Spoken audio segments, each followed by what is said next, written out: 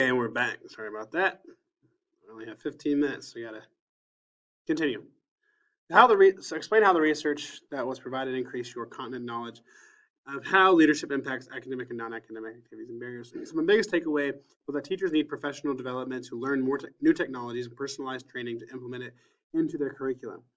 Also, many of the non-academic activity happens after school hours, which could negatively affect some of our lower SES students. As a leader, I would try to incorporate some of these opportunities during the school day.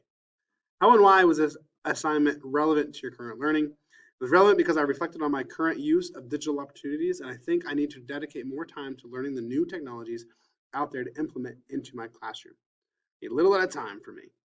How does technology play a role in improving teaching and learning? If used well, technology can give students access to unlimited resources they may not have otherwise been able to access. Was your curriculum you use technology rich? Why or why not? How does it support non-academic and academic learning? Not necessarily. Our district has purchased some supplementals such as BoardWorks that add a tech-driven supplement to the curriculum. We got a lot of stuff, but not fully used.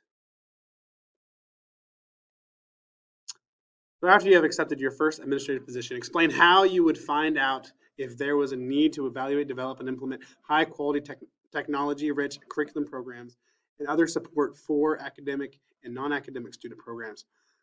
First, I'll talk to the technology coordinator to find out what our district offers. During collaboration times, I would bring up technology and get feedback from teachers, see what resources they need to feel there to be successful. And I would also send out a survey to parents, teachers, and students to gather feedback about the technology within the district and how it is being used in academic and non-academic settings.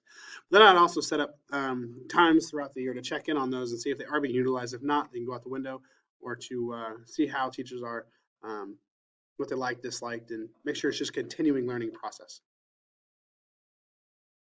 Those are my references. So everybody have a great day and look forward to doing this class with everybody.